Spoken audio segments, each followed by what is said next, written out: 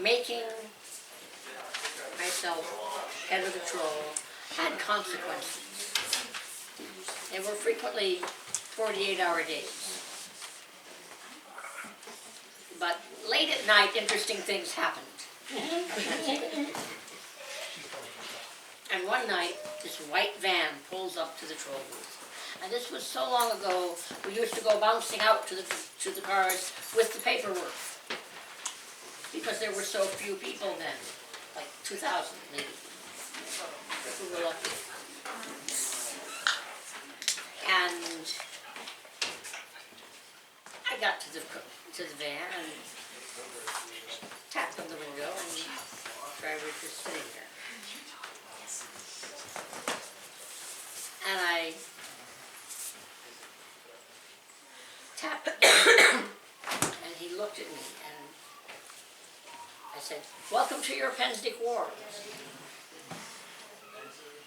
Would you like your paperwork?" And he said, And I said, "Have you been driving long?" And he said, "Utah." I said, wait a minute, you came from Utah? He said, "Utah." Okay, how long have you been driving? He said, "Utah."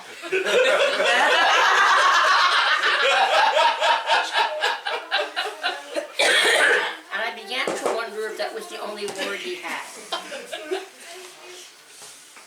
So I said, I looked at the van, and there were 3 guys asleep at the back on a mattress. And I said, "What about them?" He said, "Didn't want to drive." "When did you stop to sleep?" "Utah."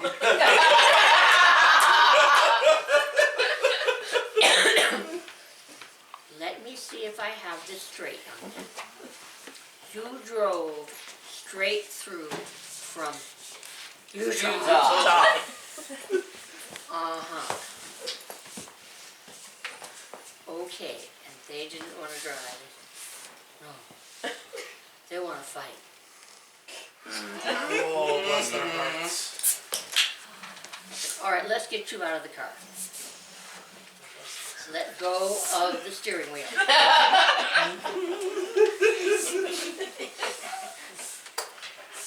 on, stand up. No, you can do it.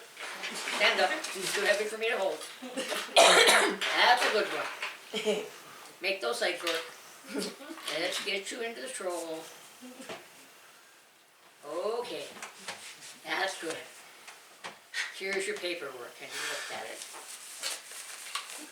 And here's a pen. Fill out the paperwork.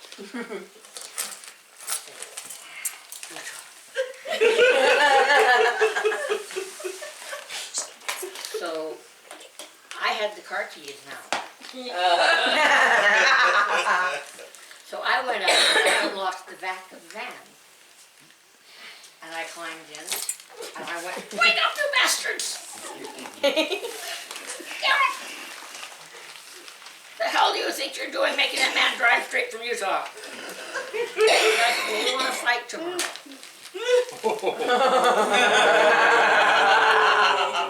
Wrong answer. Well, You gotta fight now. No, you're gonna lose. you are in a world of trouble. Get your asses into that troll booth and do it now.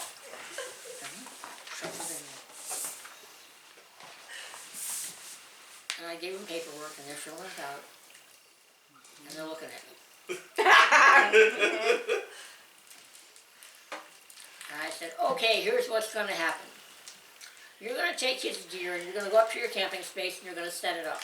And they said, "No, we're not." And I said, "Yes, you are." And they said, "You can't make us do that." I said, "Yes, I can." "How would you like to pay $400 a piece to get into the Post-Revel war?" They said, "You can't do that." Ken Cooper stood up and said, "I can." And they knew they were defeated. Brain cells, yes. So they said, "Well, okay, all he's got is a pup tent and some clothes." So they go out to the car and they get this little pup tent And these clothes, it's starting to drizzle. And they're trudging up the road. I've got their money, I've got their, we didn't even have medallions in those days. This is how long ago it was. You just kept your receipt. And they're trudging up the hill in the drizzle. And I go back in and he's standing there. And I said, what's the problem? He said, name. I said, SCA name? I got that. It's the other one.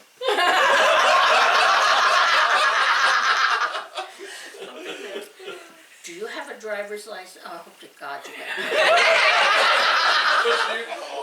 I left it. it. Everybody watched me. I very carefully took his wallet out of his back pants pocket, opened it up, and he had a driver's license. So I filled in his paperwork. And with the entire staff, which was like 6 people watching me, I counted out the right amount of money to get into the war, put his receipt in his wallet, put it back in his back pocket, and then walked him back out to the van and pushed him in the general direction of the mattress.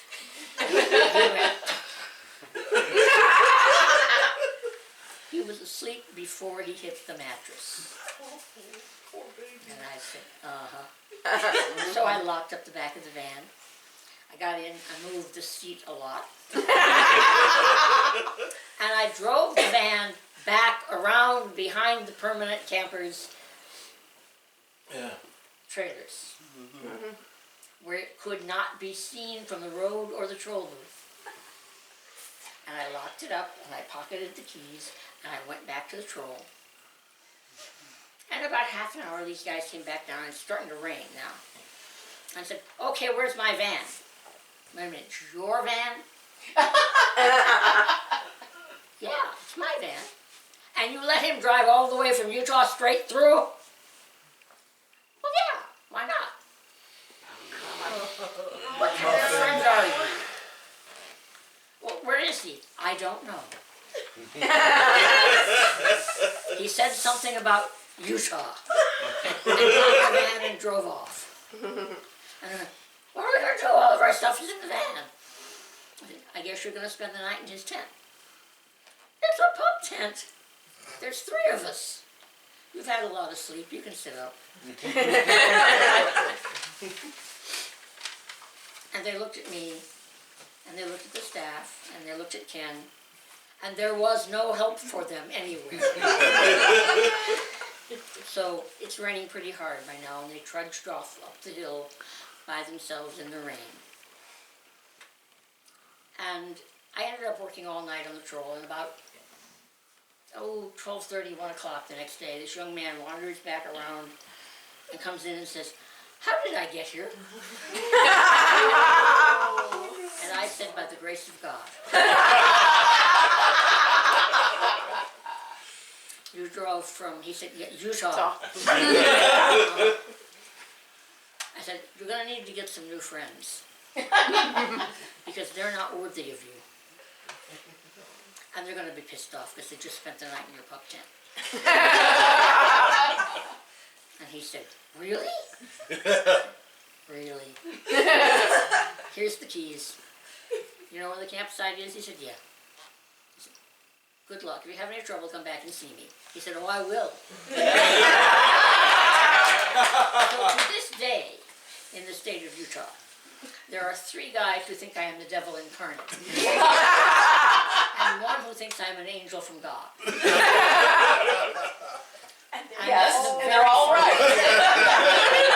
Because I was telling it the next year to my troll booth crew in the middle of the night to keep them entertained. Because there's something intensely funny about Utah. And this car pulls up and these 2 guys come in and say, well, we've had a long drive. And as you do, we said, where did you come from? They said, Utah.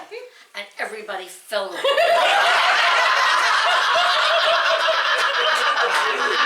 entire place is rolling on the floor laughing. That's so funny. And they these didn't know Mormons what say. to do because Utah had never been that funny.